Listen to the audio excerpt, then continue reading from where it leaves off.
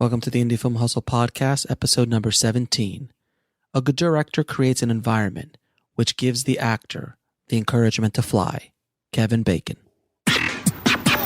Broadcasting from the back alley in Hollywood, it's the Indie Film Hustle Podcast, where we show you how to survive and thrive as an indie filmmaker in the jungles of the film biz. And here's your host, Alex Ferrari. Welcome, guys, to another episode of the Indie Film Hustle Podcast. I'm your humble host, Alex Ferrari. And remember to head over to freefilmbook.com. That's freefilmbook.com. Get your free download of over 40,000 audiobooks to download from. So head on over to freefilmbook.com, my gift to you guys. So today we are going to finally crack that nut that is called VOD, or video on demand. We have a VOD expert, Linda Nelson from Nelson Madison Films and Indie Film Rights, her distribution arm of Nelson Madison Films.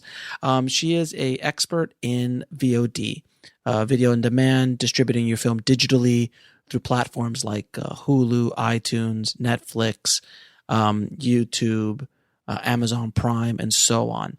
And I asked her a ton of questions because I really wanted to learn about it myself. The distribution landscape is changing so much, so rapidly, that I really wanted to get in on what the future is, which is VOD. That's where everything's going to eventually go, and where hopefully us indie filmmakers will be able to make more money without having as much of the middleman as we used to have to deal with. So without further ado, sit back and enjoy our interview with Linda Nelson. Linda, thank you so much for joining us on the Indie Film Hustle Podcast. We really appreciate you taking out the time. Thanks so much for inviting me. It's always a pleasure to have a chance to share with filmmakers. Great. So let me ask you a question. I know a lot of indie filmmakers don't understand the term VOD, or video on demand. They have an idea of it, but can you explain the kind of what exactly is VOD, video on demand, and what does it entail? Well, I think in the past, VOD, video on demand, I think most people thought of cable and movies on demand on their cable network. But as the digital world has evolved, video on demand just means in our case, movies that you can get and watch whenever you want. There are many forms of VOD. While there's still cable VOD, what has become even more popular are digital platforms like Amazon and iTunes and Google Play and Vudu and Hulu and that type, which are app-based. So I think that's probably the biggest distinction right now. And the shift is for people to move away from cable and to these app-based digital stores. Got it. So then, the different VOD platforms like Netflix, Amazon, those are the kind of things. And they're all quite different. There are some very distinct, different types of models of VOD, and that's a really, really important distinction to understand. Something like Netflix, which is a subscription-based video on-demand platform. People pay a fixed fee, and then they can watch all they want. In the case of Netflix, it's not something we're thrilled about for independent film because they pay very low fixed flat rate fees. Mm-hmm. And once your film is on Netflix, you won't sell or rent movies anymore because people can get it for what's perceived as free. So that's something that we highly discourage, especially in the first 4 or 5 years. Okay, so Netflix is generally not what it's all cracked up to be. I mean, they are kind of like the big poster child for VOD, I guess, in some ways. Here, the thing with Netflix is, first of all, now they are already 80% serialized content. Oh, yeah, like TV show. So they are show, becoming right? like an HBO. Mm-hmm. And that is their business model. As far as movies, studios will give them their older films because they can get a decent price from them. If you have a name in your film, if you have an indie film with a name in it, they might offer you a fairly good amount. Say, for example, you made a $10,000 or $15,000 documentary, or even a $40,000 documentary. they might be willing to pay you something comparable to that if it's either a documentary that is a very important topic right now, or if you have a narrative film that happens to have, you caught a rising star, for example, and this person is now blown up. So there are some exceptions where they will pay a decent amount for an indie film, but in general, they pay a low flat rate fee that's payable in quarterly installments over a year, and it's usually so low that you do cannibalize all of your paid transactional. Now, that's not to say all subscription platforms are not good for indie filmmakers, because there's nothing better than Amazon Prime. Amazon Prime is also a subscription platform. However, Amazon Prime pays by the view. So, oh, really? Yeah. So the more, different distributors have different deals, but certainly for us, they pay by the view. So how does Amazon Prime work? Because that's really interesting to me. I've never heard that. Oh yeah, no. So that's Amazon Prime right now is probably our biggest revenue earner for our filmmakers. Oh wow. And the biggest mistake, and this is something that I used to advise filmmakers to go on CreateSpace and do CreateSpace themselves, and there are still people that recommend that. Like there are several podcasts that I've heard recently where people say, "Oh, you can do Amazon yourself." Right? Can you explain what CreateSpace is for our audience? Okay, CreateSpace is a company where you send them a DVD and they will sell your DVD on Amazon for you. You can set the price, and you also have the option to put it on Amazon Instant Video where people can rent and buy it. So now there are several problems with this, and this is something that if you cannot get more traditional distribution, or you can't find a distribution company to work with, as a last resort, you can do this, and you still will have your film out there. And I always, there are a lot of people that are recommending totally do it yourself and direct to audience. I think it's a really bad idea unless you absolutely have fully researched and cannot get any other form of distribution. Because what happens with Amazon, and CreateSpace was the first company to offer this kind of DVD on demand option for filmmakers, and it was great. And so we certainly started with that. And then Amazon bought them. Okay, so that CreateSpace is now owned by Amazon, but it is an option for anyone. Anyone can put their film there. The problem is these days everybody is making beautiful HD films, either 2K or 4K, and they're HD. However, when you go through CreateSpace and make a DVD and go on Amazon Instant, that route, you can only go in standard definition, and you cannot get into Amazon Prime. Amazon Prime is only available through partners of Amazon, like our company Indie Rights. So you have to go through an aggregator or a distributor.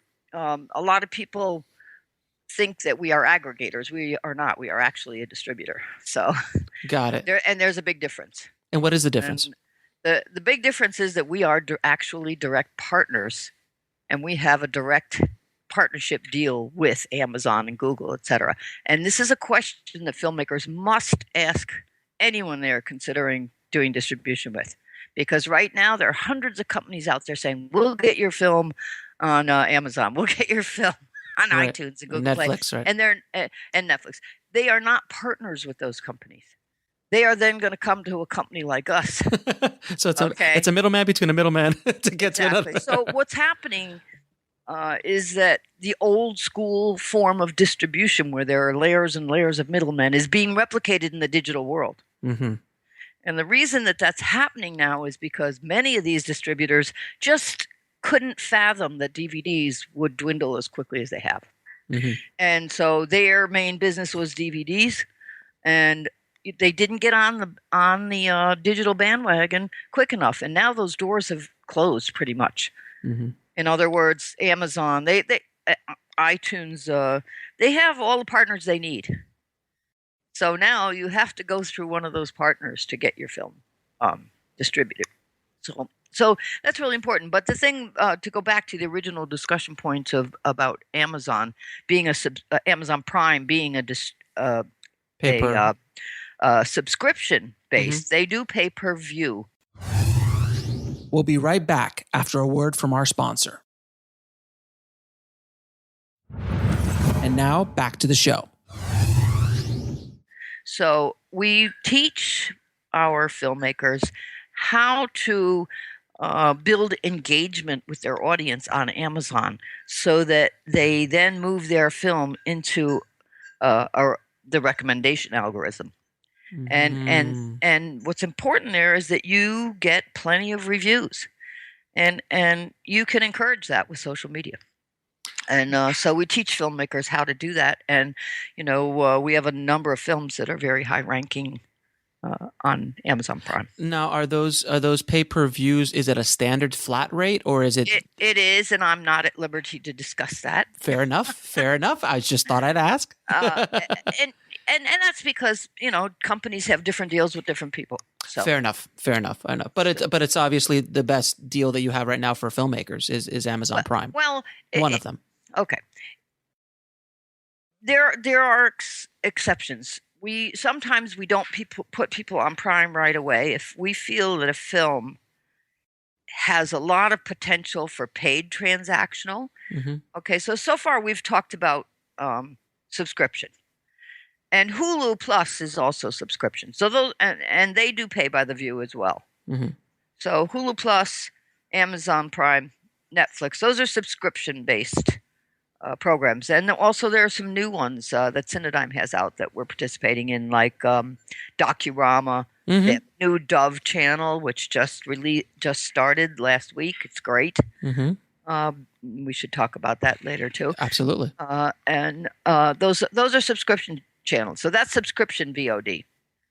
And then the next type is called paid transactional, or PVOD, or TVOD, as some people call it. And transactional means that people are they're pulling out their credit card and they're paying to either buy or rent your film. Now, when I say buy, they're not actually physically buying the media, except in the case of iTunes. You can physically buy the medium and download it to your device, but that's not the way people prefer. When you buy on like Google Play or Amazon, what you're buying is the right to watch it forever.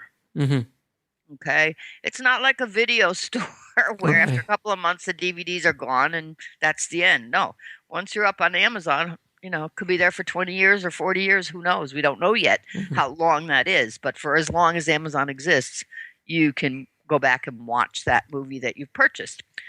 If you rent it, and that's for a fraction of what you would buy it for, each platform gives you a certain amount of time for you to watch it. Like it might be a week, or it might be you get 5 views. Different platforms give you a different opportunity to, but you're actually paying for that purchase or rental. So that's a paid transactional. And there are some films that really lend themselves to paid transactional well. And so when we see a film that we think has that, we might postpone putting it on Prime. The reason Prime does so well is that people don't have to take out their credit card. And I don't have to tell you, people are reluctant to pay for something where they don't recognize the director or they don't recognize any of the people that are in the movie. Of course. Right? Of course. So it's, like, how often do you do that? It's rare. Unless it's a topic maybe that you're interested in. Well, that's what I'm saying. There are documentaries, for example, that you are interested in, and they're topical, or there's a cause behind it. We have one film by the name of, it's called, the title is Fray, and it's about a young Marine that comes back from the war with PTSD. And so that film is done well because it's got a lot of there are a lot of veterans and families of veterans that are really relating to that film. So so you can take a film like that and sell a lot of DVDs or purchases or rentals. So it just depends on the film and what and what you've done with the film prior to bringing it to a company like us.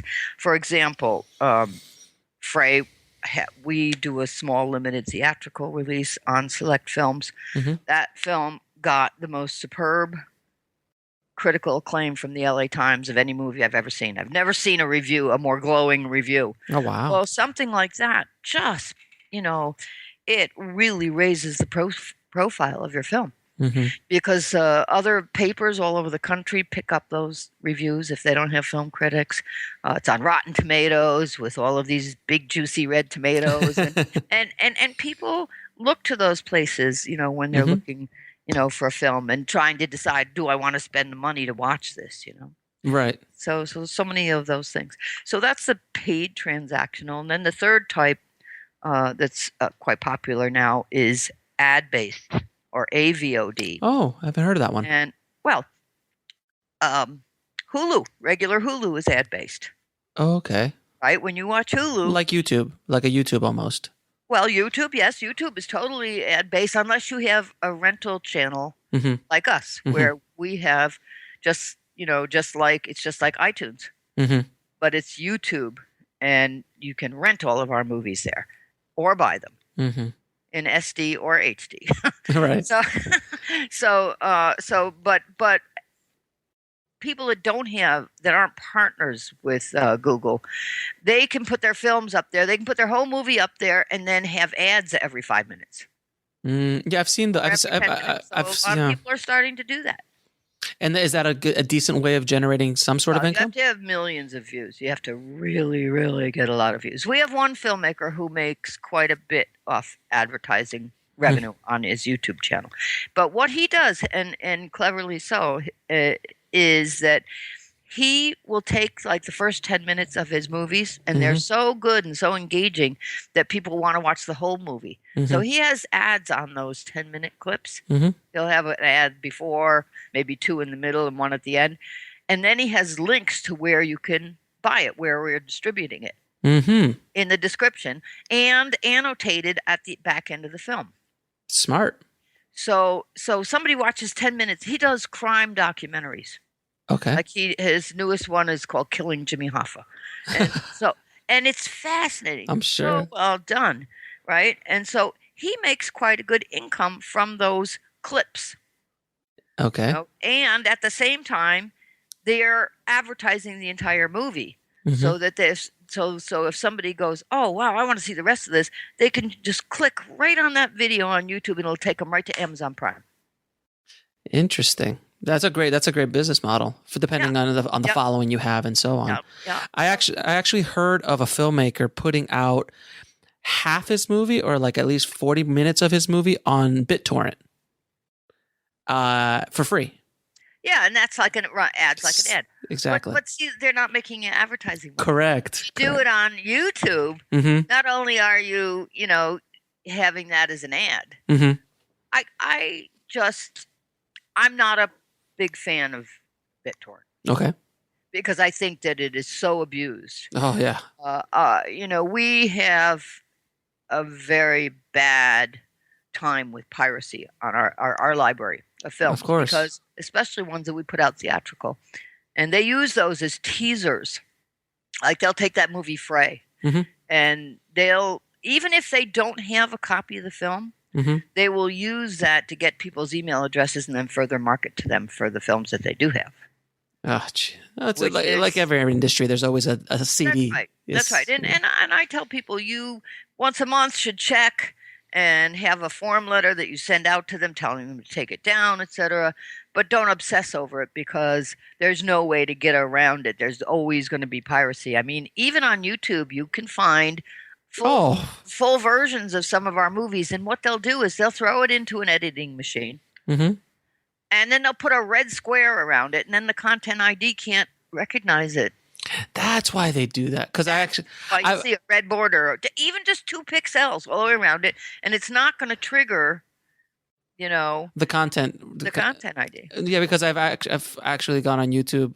My daughters have gone on YouTube and they type in like Finding Nemo. And then I come back later and they're like, "Why? How are you watching the entire Finding Nemo movie on YouTube?" And I look, I'm like, "Oh God!" So that makes I was like, how isn't Disney taking this down? Like I you know. We'll be right back after a word from our sponsor. And now back to the show. Yeah, there's so many. I mean, the second you can get like even a DVD of your film or a Blu-ray, all the pirates got to do is play it on their Blu-ray player on their television, stick a camera in front of the screen, and they can get a really good copy of it with a nice camera. Absolutely. Yeah. It's so. I mean, it's and it's always been. I mean, there's always been piracy with DVD sales. Always, I mean, you go around New York or LA, and there's these stores with piles of DVDs, No, I've seen them. So. And and if they're really sophisticated, they'll double them into Spanish and hit that market or whatever. It's like a little business, if you will, of piracy. It's a big business, right? Yeah. I just try to encourage people, don't obsess over it, because some of our filmmakers get so upset about it. Yeah, and just say, you have to understand, maybe 10% of your business you're going to lose because of that. It's like there's enough honest people out in the world that will pay for it if you make it a reasonable price. Well, that's what happened with iTunes in general with music. Everyone was downloading music for free until iTunes came around and made it accessible, easy, and affordable. Like, $1 a song, I'll pay $1 a song. Right. And they try to do it now with movies as well, and it's, I think, helped both industries dramatically. Which brings me to my next question. Well, let me say one more thing about the ad-based. Yes. There are numerous channels that are advertising-based, like Tubi TV. Are you familiar with Tubi TV? I'm not. Are you familiar with Roku? Roku, I am, of course. Yeah, that's like a little box you buy, and there's a bunch of movies. It's a little box. It's just like an Apple TV, except it's got like 3,000 channels instead of a couple of hundred. So right. It's a great deal, and a lot of people that are have cut the cord, like myself, or people that have never had cable, have Roku boxes. There's millions of them out there now, and it's filled with. I'll bet there's 100 movie channels on there that are ad based, and like Snag or Hulu, you get to share in the advertising revenue. So depending on how many views you have, you will get a percentage of the advertising that is placed on your film. So Tubi TV is a really popular one, and so if you go to tubitv.com, you'll see, there's the films there, and for myself personally, I don't like to be interrupted with ads, but for people that really don't, are on a budget and they don't mind, because it's like regular television. Right. Old school television without the fast forwarding. That's right. That's right. Well, you can fast forward. Oh, you can fast forward through the ads. Of course. Oh no, not through the ad. That's what I mean. Absolutely not. You can't even change channels during the ad. Of course not. Of course not.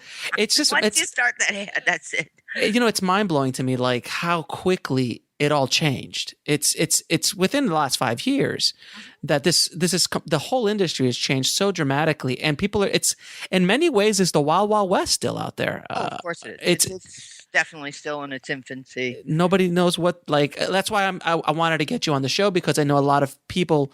A lot of filmmakers have no idea what to do with their movies. I come from a post-production background. I've been doing it for 20 years, and I've delivered, hundreds of movies, and I've been front row to so many of these movies that just go nowhere, or they have no idea how to market it, or they have no idea where to put it. There's no excuse for that now. This is, I believe, it's the very best time in history for independent filmmakers. There's so much opportunity, even if you have to do it all yourself.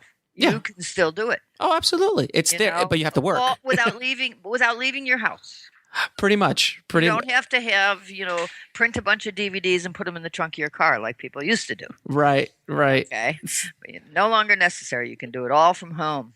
It's just about being industrious and entrepreneurial, doing your homework and learning to be an artist entrepreneur. That's what we promote. And same here. That's what we promote, because I think a lot of filmmakers just want to be artists, or they just want to live the entourage life, as I put it sometimes. They just want to be, they want that, you make a movie, you get into Sundance, you win, they write you a check, and the rest is history. It doesn't happen like that. And the more and more stuff is out there, the more and more you have to become more of that entrepreneur as a filmmaker and really hustle. That's why we call ourselves Indie Film Hustle, because you have to hustle out there, and you can make a living as a filmmaker. Oh, of course you can. I mean, my partner and I, we make a living making and sharing films. We have a production studio, that's Nelson Madison Films, and Indie Rights is the distribution arm of that studio. And exactly. And it's full time. It took us a while to get here. Oh no, yeah, that's the other thing. We had day jobs for a long time. Oh, and trust me, I know this. A lot of filmmakers don't get that. They're like, this doesn't happen overnight. It's a long play. It's not a short play. So one question I always get asked: how do you get your film on iTunes? And is it all that it's cracked up to be? And should you even put it on iTunes? Well, I will say that iTunes is not our strongest revenue generator. Okay. It has huge market share for studio films. For independent films, it's much more difficult to get traction on iTunes. But I have to say, the first two places that people ask us about when they come to us to explore distribution is, can you get me on iTunes and Netflix? Of course. Okay. I always have to go through that explanation, one about Netflix that I already gave you and why they don't want to be there, especially the first couple of years. And then iTunes, part of the issue with iTunes right now, and hopefully they will correct this, is that it is not a true streaming in the sense that you have to download data to your device and you have to run iTunes software on your device. Okay. That's not true with Amazon or Google Play or Netflix, right? You're not YouTube, right? Right. YouTube. So, it's not a cloud-based system. So people don't like waiting for stuff to download anymore. People have become very impatient. I mean, God forbid. 5 years ago, you had to go to the video store and actually drive there. What is this? What is this video store you speak of? I don't understand. What is this thing? What's this concept? Right. So we've all become very spoiled. So now iTunes, anybody can get their film on iTunes. If you don't sign up with a distributor, like Indie Rights, you can. There are some paid ways to get on iTunes. There are several companies now. You pay them $1,500 and they will put you on iTunes. And you'll never make that $1,500 back. Well, depends. It depends on a lot of things. It depends on how much you work your social media. With a huge amount of social media effort, you can. But should you? If you could go to Amazon Prime, or you could focus all that energy towards another place. That's right. I think there are more productive places. I mean, we always put our films on iTunes because people want to be there. There is a cachet associated with being on iTunes. But a lot of our films, it's almost impossible to find them on iTunes. Because iTunes has a huge market share when it comes to studio films. Not so with independent film. Everybody wants to be there, but it's really hard to find films there. They don't have good search. Right. They don't actually. They're horrible search. They have terrible search. So the discoverability is low. So we don't particularly focus on marketing on iTunes. If something comes of it, it comes of it, and you put it on there for the cachet. And the filmmakers that it's really important to, we give them the tools and show them how to market on every platform. But they have to be willing to put in the work. So I think, and here's the other thing. I recommend that. I definitely think everybody should put their film on iTunes. I'm not saying don't. I absolutely think they should all be on iTunes. I think that people develop viewing habits, and there are some people that only watch movies on Apple TV. Or iTunes. There are some people that only watch on Amazon. I used to only watch movies on Vudu, which is Walmart's app, right? But I switched to Amazon at some point, probably about a year and a half ago or something like that. I love Amazon. It's beautiful. Yeah, I love it. And then also I use MGO. If I want to watch a brand new movie and I don't want to go to the theater, MGO is great. What is MGO? I've never heard of MGO. Are you on a computer? I am. Well, obviously, we're recording this. Okay. So I don't. If you can look at mgo.com, mgo.com. MGO is probably a newcomer. I would call them still, even though they've been live for probably close to 2 years. Okay. We'll be right back after a word from our sponsor. And now back to the show. What happened was that the studios, this is my theory of what had happened. Okay. The studios woke up one day and they said, oh my gosh, the first bite out of all of our revenue is going up north to Silicon Valley to companies like Netflix and iTunes and Amazon, right? All right. Well, why aren't we getting the first bite out of our own films? So the 6 studios went to DreamWorks and Technicolor, and Technicolor built them a video on-demand platform called MGO, which is for Movies Go. Okay. Right? Uh-huh. And all 6 studios have their films there. Yes, they do. And sometimes they have films that are still in the theater. Interesting. Okay? So there is a premium, but like the people that are willing to stand in line for the next iPhone or stand in line for the next new sneaker, right. There's always people that want to get things first. Mm-hmm. And so even though they might be a little, they start out their pricing a little more expensive because you can't get it anywhere else. Mm-hmm. But then it goes down to the kind of the same prices as like Amazon or iTunes, whatever. So everything's there. Now they decided to partner. There's a couple of nice things about that. They decided to partner with a couple of independent companies, studios like ourselves. So Indie Rights, we have about 30 or 40 films up there. Okay. And on top of that, they are the only one that has a decent 4K library. Of course, because they own the technology's there and they own the 4K. So we have 5 films out on 4K there. Now you have to have a 4K television, Samsung, and then you can rent 5 of our movies in 4K. It's the only place right now where we're seeing that for today, at this moment. At this moment, all right. Now it's going in that direction. Of course. And we certainly recommend every indie filmmaker to shoot and master in 4K now. There's no reason not to. Except for the post cost. Well, no. I mean, okay.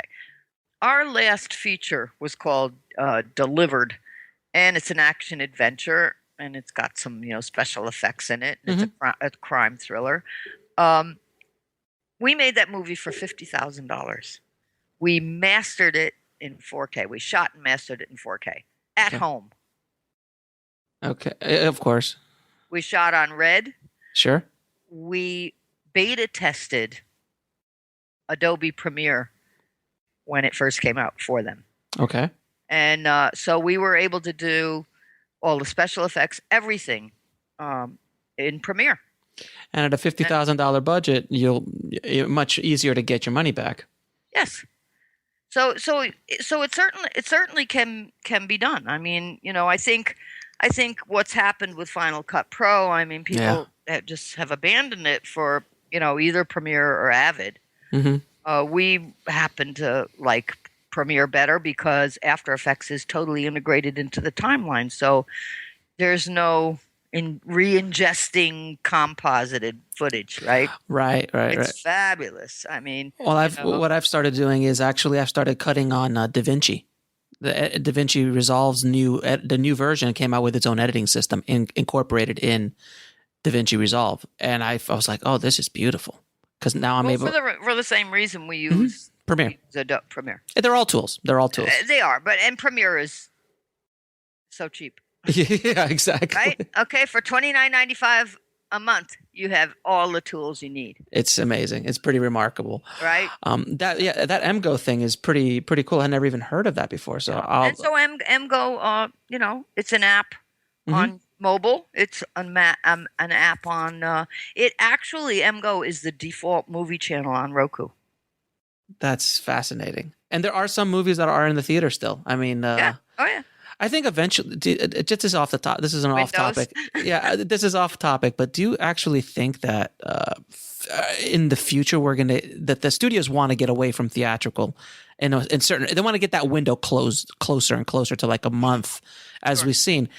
Do you think in the future there's going to be a point where going to the theater will just be much more of because something you can't get at home? You can't get IMAX at home. You'll never be able to get IMAX at home, or maybe but it's going to be more event films, and it's just going to be like slowly just be going more and more VOD and more almost like 2-week windows sometimes.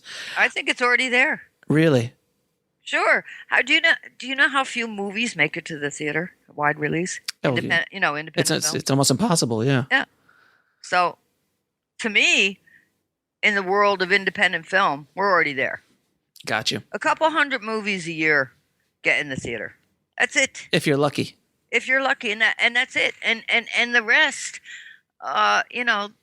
there's thousands made every year. Thousands. Tens of thousands. Yes, exactly. I mean, you look. If Sundance gets 11,000, submissions.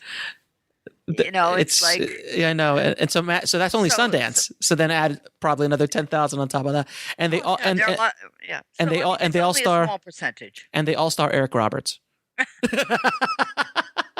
Well, we just got an Eric Roberts. I'm sure they're everywhere. He likes to work. He does. I have 3 features I just finished with Eric. That's why I'm making that joke. Yeah, we're putting one out for Halloween. Well, it's already up on Google Play, called Halloween Hell. Oh, how cool! And he plays Dracula. Oh, that must be fun. It's fun. It must be fun. So let me ask you a question. Do you still think filmmakers should attempt to sell physical DVDs and Blu-rays as part of their... Absolutely. Yeah, absolutely. Absolutely. We offer physical DVD, retail DVD to select films that we are distributing. I mean, I think some are better suited for DVD than others. But absolutely, we see DVD sales comparable to Amazon sales. Okay, so it's all case by case. It is, and so like what I was speaking about with platforms, and your original question about iTunes, should people go on iTunes, and my response about viewing patterns. People get into a habit, right? And you know what? You want your film everywhere where people might want to watch it. And whether that's a VOD platform or physical DVD or Blu-ray or something, or Blu-ray, and so you definitely want to get your film out to as many possible places where there's a good chance that people are going to view. Now, that being said, there's probably 250 VOD retail stores, and we only do the top 10 because that's where all the traffic is. Of course. So I mean, we don't recommend you doing all of those. I mean, it doesn't make any sense. Because you can't market. You can't market to all of those. Right. You can't market to all of them, and the percentage that you would get off of the really small ones is it's not worth putting the effort in, because the delivery process is arduous. I don't have to tell you. You've worked in post. I'm going to ask you a question about deliverables a little bit later. It's critical. Two things that I want to make sure we talk about today are deliverables, QC, and starting your social media early. Okay, we'll talk about that in a second, because I wanted to get a distributor's point of view, because I've been preaching about deliverables forever. But now I have a personal filmmaker friend of mine who won Sundance a few years ago with her film, and she's now going to be releasing a new film coming up, and what her plan is to do VHX and video on demand and sell directly to her audience. Now, obviously, she has cachet from Sundance. It's a very bad idea. Tell me why. Explain. Her first point was going to do that, and then try to do traditional VOD and things like that, and at the same time, but at least to sell directly. Right. So tell me. And I'll tell you why it's a bad idea. One, like I said, if she does like Amazon on her own. No, it wouldn't be for the only platform she would do VHX and video Vimeo on demand. Vimeo. Yeah, that's it. All the other platforms she would still leave open, and she wouldn't do anything else by herself. But VHX specifically, because of the ability to package hats and T-shirts and exclusive content and things like that, to make that $10 sale turn into a $100 sale, because her community has she has a large social media community. If you want to know if a platform is a good place to put your film, you should use a site called compete.com. Okay. And put in the name of the site. And you will see how many monthly unique eyeballs go to that site. Okay. Now, you can make a choice of going to a site that has 100,000 a month or 1 billion. Where do you want your film? Right. It's not a hard question. I'll have you, let me see. I can send you a link, right? Of course. All right, hold on just a second. We'll be right back after a word from our sponsor. And now back to the show. We're very excited about Vimeo. We have a new Vimeo channel. Okay. And part of why we're excited about it for a number of reasons. One is that it is global. Okay.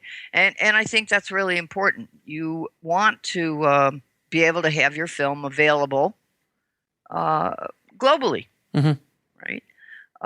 It's not important for all films, but a lot of films, can do really well in a global or international setting.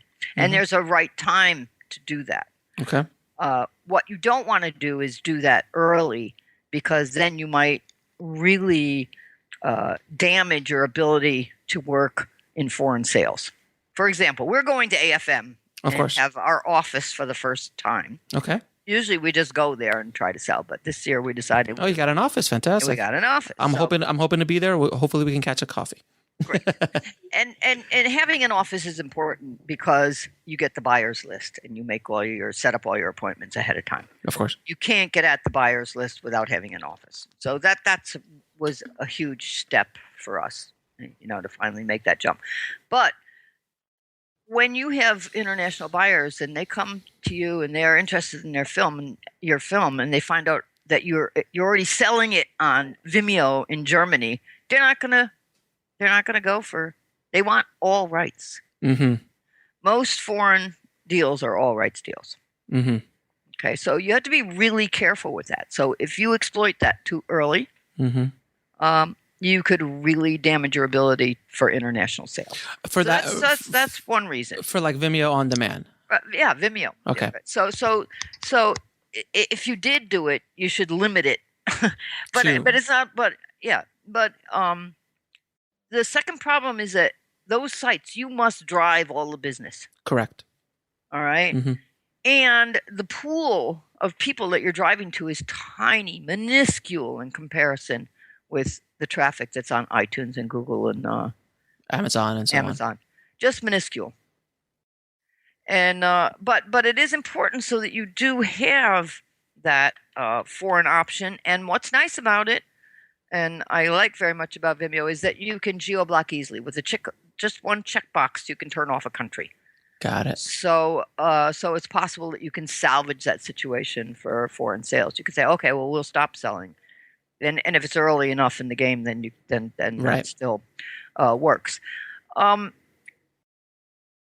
think that they're great adjunct sites to do. But I think if you're going to put all your effort into driving sales to those sites, you're going to get burnt out, so that by the time you do the big sites, are you going to have any energy left? I mean, yeah, it's all about you. Right? Got it. Yeah. And then you're going to get nowhere because you really, if you put the effort into like Amazon and the big sites, you're going to have a really good chance at sales, but you're not if it's a year down the line. Right? So and you won't get the physical DVD with that. Got it. All right. So I just really think it's a matter of opportunity. Your opportunity for revenue is tiny on those sites, absolutely tiny, and it's going to take a lot of effort to drive sales to them. It's a case by case basis at that point, and also if you want, again, how much energy are you willing to put in? Right. It's a lot easier to drive people to Amazon. Everyone knows it. It's easier. It's quicker. VHX, to drive people to that site to try to buy your product. It's a tougher sell, but could be lucrative. It all depends on the project. Well, it can, and it can. Mm-hmm. I just a Vimeo channel. Mm-hmm. Yep, I got it. And we've worked very hard with Vimeo to create a channel, and there are very few companies that have this. I think there's only like 3 or 4 that have a channel like this. And I think Slamdance has one, South by Southwest, and Sundance. So you're in good company. And Oscilloscope. That's right. You're in good company. So I think because we're going to market this channel. If you're on this channel, you're going to have a better chance. Oh, of course. Yeah, because you're to under get the banner. your film seen, right? And it's beautiful. No, I'm looking at it. It's gorgeous. I'll put it in the show notes so everybody could go and check it out. Okay. Yeah, it's and beautiful. so we're really excited about this, and Vimeo, I think, finally realized that just working with individual filmmakers was not going to bring enough, because they have to depend on individual filmmakers to market their films. So and that's just craziness. Right. So they've decided to start working with select distributors. Perfect. That makes it perfect. So Indie Rights, is very thrilled. It looks gorgeous. It looks gorgeous. And again, it's at the end of the day, it's getting eyeballs on films. It is. And it's they've done a really beautiful job of it. Mm-hmm. And so we haven't officially launched it yet, but we're going to be launching it as part of our promotion for AFM. Okay. Because it's a great place for all of the buyers to watch all the trailers. Perfect. Yeah, you're right. Because it's global. Yep. You're right there, and they can just go to it. Right. God, so things have changed so much. This is that's our plan. I remember when I was mailing out demo reels on 3/4 inch because nobody wanted to watch it on VHS. Well, it's so expensive. Oh God, the cost! So expensive. And now the cost is almost nothing. It's just time. It's about time and an internet connection. Time. Yeah. A couple more questions. Sure. What is the most effective marketing plan an indie filmmaker should use if they have a small budget, like Facebook or Google Ads, or what would you suggest? Well, if you have zero budget, social media, right? And it is a synergistic combination of Facebook, YouTube, Twitter, and possibly Instagram. Mm-hmm. But if you effectively use those 4 in concert, you can do it for free. You can get it set up so that doesn't take a lot of time. All of them can be scheduled. It takes a little while to get everything all set up and working well, but once you do, then you can do it like one afternoon a week. And if you spent years, pouring your heart and soul into a movie, that's the least you can do is commit one afternoon a week, right? You should be doing it every day. One evening a week, or half a Saturday or half a Sunday. You need to. Right. It's like you're. I always compare it to having a child, because our movies are like our children in some ways. You go through this pregnancy, and then you go through the birth, which is your release, and then a lot of filmmakers just ignore their child.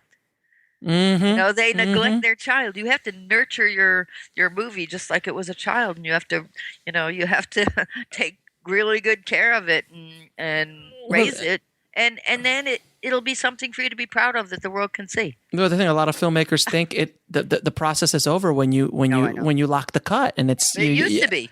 But not anymore. That's just probably 50% of it, and then you continue to market and push for another 6 months to a year. Even I think even more. Yeah. And the time that you spend on it will decrease. But the better job you do early on, the more traction it gets, then the less you have to do down the line. Right. Exactly. But we have films that are 20 years old that are making money. If it's good content, it's good content. That's right. Yeah. Bottom line. Now, can you touch upon split rights for a film? I know that's a term that's been used specifically now in the VOD and digital rights arena, where a filmmaker might have the rights to sell their movie on their own website, per se, like let's say to VHX, but then they give all the rights to everything else outside of that. Can you touch a little bit on that? We don't have a problem with that. Okay. We'll be right back after a word from our sponsor. And now back to the show. Our contract is actually, we still consider it a non-exclusive contract. However, we do require that you give us the top 10 platforms. Got it. Then if you want to do 20 other smaller sites, that's fine. Or if you want to push VHX or video on demand, or whatever you want. Here's the thing. You can on your website, you could do VHX or Vimeo. But then again, you still got to drive the business. Of course. Right? Mm-hmm. So maybe you're better off to embed Google Play. Right. Or Amazon. Or Amazon. And they're embeddable. Mm-hmm. So you might be better off to do that. Right? Yep. You might make more money doing that. We have people selling our movies as affiliates. Yeah, that's a whole other conversation. Yeah. Right? Yeah. And they're making money for us. Right. Exactly. Yeah. They'll put it on their site and they get a percentage. And yeah, it's just got it. The more I talk to you, the more I realize how much things have changed. And the thing is, that doesn't cost nothing. That doesn't come out of our pocket. That comes out of Amazon's pocket. They pay that. Mm-hmm. So, which is fantastic. So it's, we don't mind if people do that. Also, if someone comes up with a broadcast deal on their own, we don't take a percentage of that. We don't. Mm-hmm. We're filmmakers first. Got it. We started making movies, and when we found out how bad most of the distribution deals were, we started indie rights because we didn't want to give our films away. Mm-hmm. And hope you get money one day, right, maybe. Right. And so we started Indie Rights in 2006. Mm-hmm.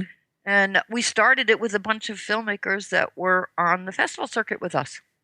Right. They're like, hey, let's just put something out. Let's all band together, and it just grew from there, And so it's, we're filmmakers first. We're very conscious of, what business. Filmmakers want to do. And so we try to be as fair as we can. We used to not require any digital platforms, but we found that people were going and doing Amazon on their own, and then that messes up us being able to do it, and then it's not even in HD or able to go on Prime. So we changed our contract slightly just to say that we do need these 10 platforms. Got it. So Vimeo is not on there, by the way. And part of the thing with that is that Vimeo will allow multiple people to have movies, video on demand. Although I would assume that may change at some point. Yeah. So in other words, if you could have it on Indie Rights and then I could sell it on the side, that's kind of weird, though. I mean, it would make more sense just to put it on one thing. Yeah, I think it probably makes more sense to be on a channel if they start marketing these channels. Mm-hmm. All right. So, if you go to vimeo.com/on-demand and click on Discover, you see, the ones that are there, although that's not where the traffic comes from.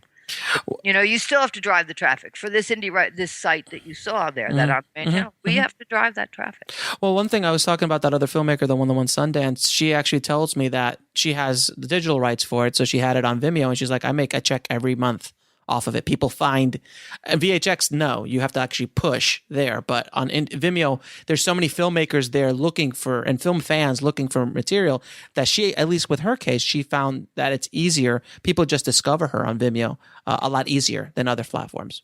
But it all depends how much she's making. Yeah, exactly. I mean, if she's making $20 a month. Hey, it's not so much. Not so much. Exactly. So, two more questions. One, you wanted to talk about that new VOD platform at the beginning of the show you were talking about that you just started a week ago. What was the name of that one? You don't remember? You were just saying it at the beginning of the show. You're like, I want to talk about the new VOD platform that opened up a week ago. I Lost don't think I said that. You don't remember? Okay.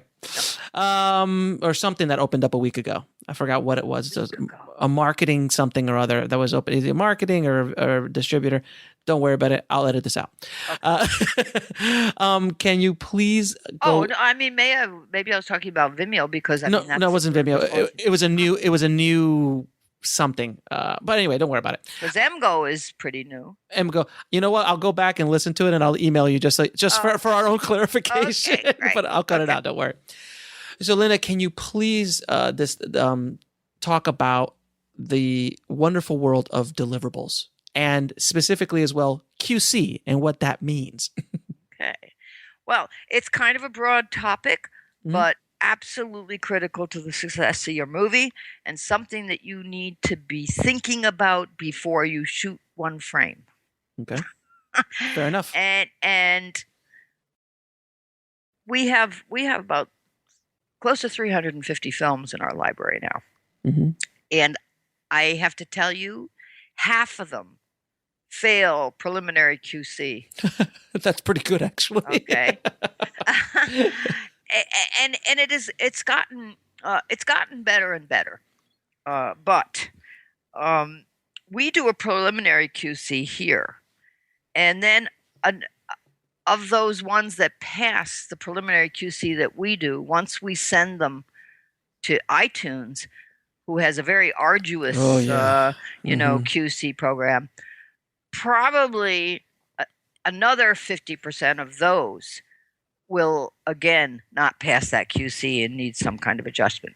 Mm-hmm. So I think the most important thing to know is that you should have some idea what deliverables are expected from you before you start shooting your film, so that as you shoot it, as you edit it, you can edit it in such a way that you will be able to deliver what's required. Mm-hmm. And so, we're actually thinking about publishing on our site our deliverables list so that people can get a better idea that would be of what wonderful. This is. Because I'll tell you, half of the films that we get, if they have been edited on Final Cut Pro, mm-hmm. Come to us as dual mono instead of true stereo. Mm-hmm. Because the default mm-hmm. is not to have stereo pair. And we specifically in red type on our deliverable list mention this and show you a picture of what the waveforms look like. Yet still, half the films we get are dual mono, and no platform will take that. So luckily that's something that you, as long as you still have your film and it's on an editing timeline, you can re-render it out in the proper way.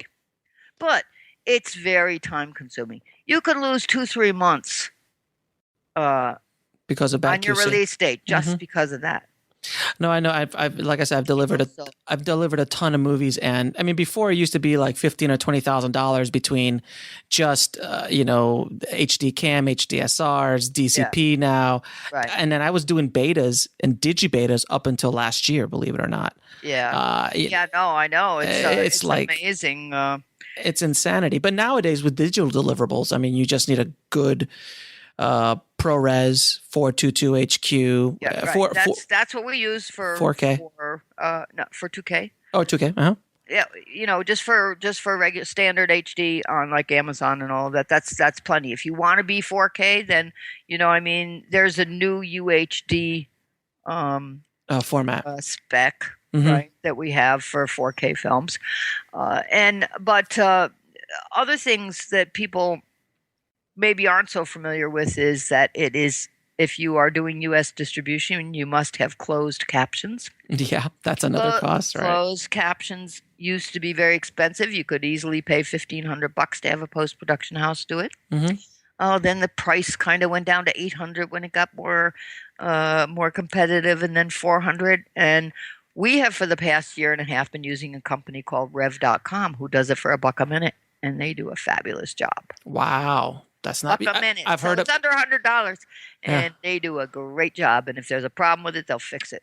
That's great. That's actually, I'm going to actually use those guys because I need them. Fabulous. So that's a requirement. We have to have it. Most people think that captions are the same as subtitles. They are not. Okay, subtitles. We'll be right back after a word from our sponsor. And now back to the show. Do not contain ambient or atmospheric sounds. Like, for example, because captions, if a door slams and that's significant to the story, you must say in there, door slams, because captions are for the deaf. So a phone ringing, a door slamming, a siren, those are things that must be in there that would not be in there just for subtitles.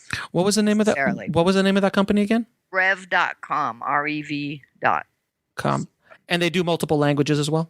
Well, they are just getting into the subtitle business, or the foreign subtitle business, and that's more expensive. Of course. Okay. But so they're great for that. So that's the number 2 issue we have. If you plan on selling your film foreign, you must make separate tracks for dialogue and M&E. Of course. Yeah. And I can't tell you. This is especially true for small, low-budget films. You get your noise and dialogue in the same on the same track. Oh, I know. And you're done. Yeah. You're done. You must isolate your dialogue. And then let's not even talk about 5.1. And a lot of times that whole process is a whole other thing. That's difficult because, and then probably the rest of what we do now, because people have such a hard time with 5.1, is we ask for 2 ProRes, one with stereo embedded and one with 5.1 embedded, if you have 5.1.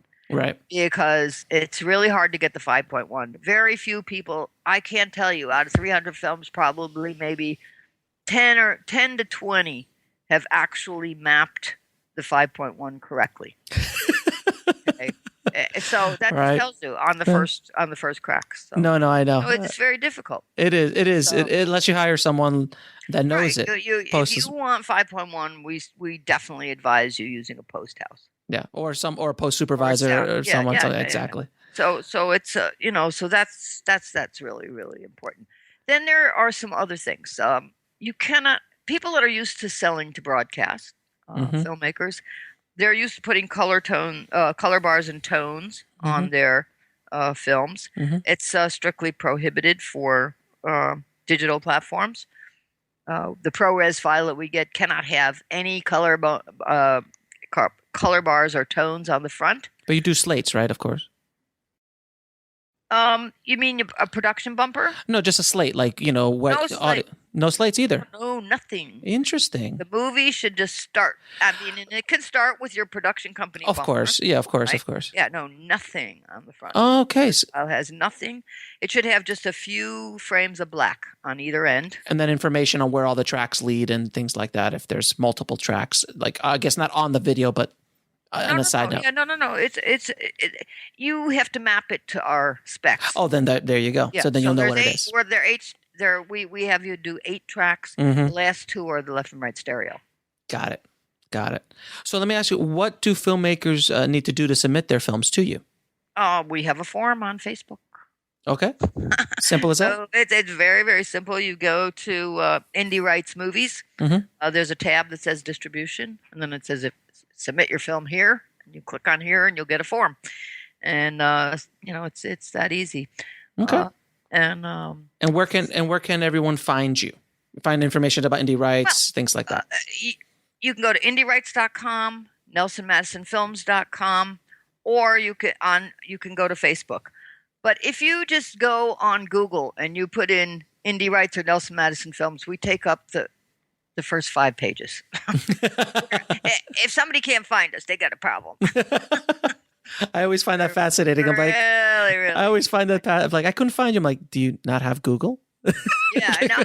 So just put in Nelson Madison Films, and if you put in that, then it'll take you wherever you need to go.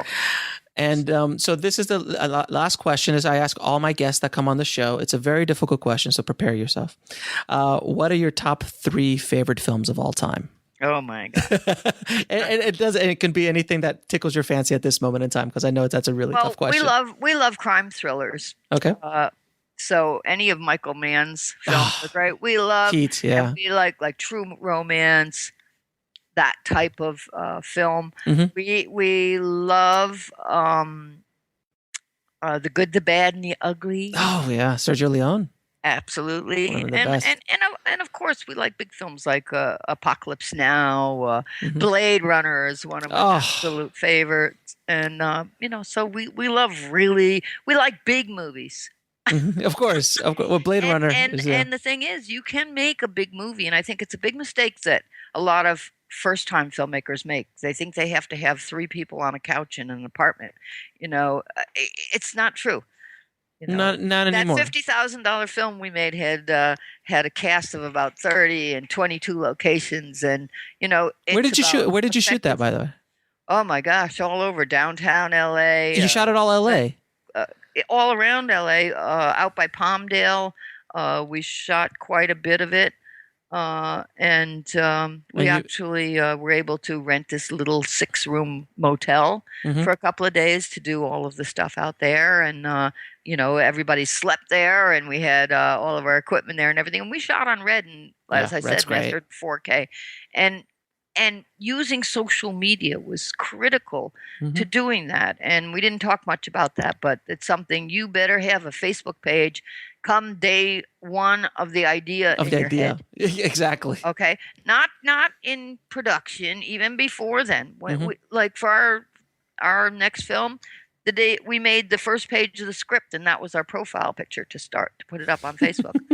Because we use social media to help produce efficiently. We put up descriptions of all the locations we needed, and we told people, if you can get us a location for free, put a picture of it up here. Here, we gave the descriptions of it. We didn't pay for any of our. We had sites that charged the studios $15,000 a day for free. Nice. Okay, and then we said you'll get a location scout credit on the back of the film, and we did that. That's great. So I mean, just things like that. We did a lot of auditions. We had put up sides for parts, and we had people prepare their own video audition and upload it. People love looking at that stuff. Oh yeah, of course, the inner working. So you save the cost of having casting offices. So you casted everything online. Not everything, but a good portion of it. Oh my God, that's excellent. See, but it's like thinking outside the box is what you have to do, and that's what a lot of. And believe me, those people are uber fans. All of the people that you engage during production feel like they're a part of your movie, and they will share your movie with all their friends. And hopefully, that's something you cannot get after the movie's done. Right, it's harder to build up that momentum. Yeah.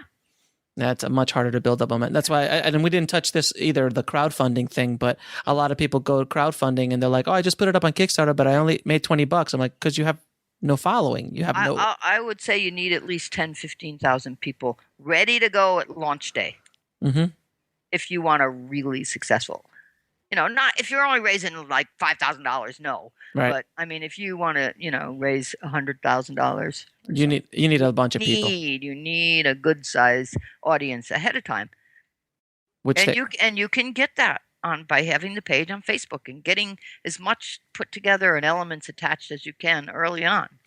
And that's what I think is separating filmmakers now as much as talent is separating it now, because there's so much inequality. It's now who's willing to do the work, who's willing to go out there and hustle that get the fan pages up, do all that kind of work. And that's separating people from other filmmakers who I just wanted to make a movie. And it really factors into our decision on what films we're going to take for distribution, I have to tell you. And of course. That's so important, because what happens is we have a form that you fill in and then you have to send us a Blu-ray or a DVD screener, because we want to watch it the way people are going to watch. Most people are going to watch it, right? So we watch it on a nice big flat panel TV. And But in the information that we ask you for, we have quite a extensive form that you have to fill. Mm-hmm. Things that are important, and this is also true when you're trying to get in film festivals. One, who's in your film, and just because there's nobody in there, that's all right. Two, what festivals have you been in? And it doesn't have to be Sundance or Slam Dance, but we have to see that you've made an effort to even get it in regional. Sure, something. So if you come to us and you have no Facebook page and you're done. And no festivals. We'll be right back after a word from our sponsor. And now back to the show. We can see that you're not ready to make the effort that's required. Right. Right? And I don't care how good the film is. Mm-hmm. It will just disappear into a black hole. Absolutely.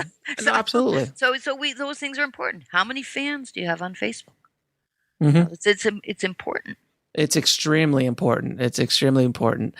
Linda, I won't take up any more of your time. Thank you so much for being on the show. You've laid out so many gold information bombs Thank you. on this podcast. I think my audience got a lot out of it. Thank you so much. Oh, you're very welcome. And the more they know, the easier our job is, and the more successful their film's going to be. So we're very happy to share as much information as we can. Thanks again, Linda. Thanks for the opportunity. Hope you guys liked that episode, man. It was a very eye-opening episode for me. Linda really threw out a lot of gold nuggets and a lot of information about VOD that I didn't have any idea about before. So I really want to thank her a lot for for the information she gave us. So if you have any questions for her, please head over to Indie Film Rights or NelsonMadisonFilms.com and get information about her and what her company does. Also, don't forget to head over to filmfestivaltips.com. That's filmfestivaltips.com, where I show you my 6 secrets to get into film festivals for either cheap or free and help me get into over 500 film festivals myself. So, guys, thanks again for all the love and all the downloads and all the great comments we've been getting about the show. I really feel like I'm connecting with you guys and giving you guys a lot of great content. So please email me or message me on Facebook or tweet me or any other way you can communicate with me. Any topics you want me to cover, anybody you want me to try to get on the show, any information that you want me to get to you. I'm open to any ideas. I really am here to help you guys and give you as much content as humanly possible. All right. And again, if you do love the show, please do me a favor, head over to iTunes and give us an honest review about what you think of the show. It really helps us out a lot in rankings in iTunes. So thanks again, guys. And don't forget, keep your dream alive. Keep on hustling. Talk to you soon. Thanks for listening to the Indie Film Hustle podcast at indiefilmhustle.com. That's INDIEFILMHUSTLE.com.